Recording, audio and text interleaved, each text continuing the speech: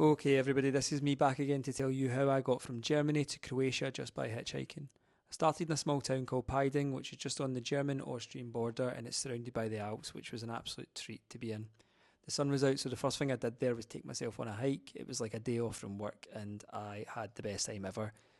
No guesses, though, that my best, most favourite part of it was the Bavarian pub at the halfway point. But I did also see some cows and came across this wee town that I've maybe met before. Spending a few days here was well needed, to be honest. It was quiet and just serene, and I needed to recharge my batteries and catch up on some work. Salzburg, though, was only 10 minutes away, so I did manage to fit in some time to visit the city.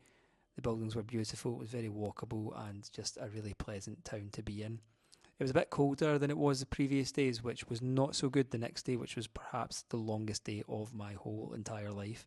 I was trying to get to Slovenia and it took me ages to get picked up, although I did manage to get straight to Lake Bled, which was right on my list, and I was so happy about it after a really long day.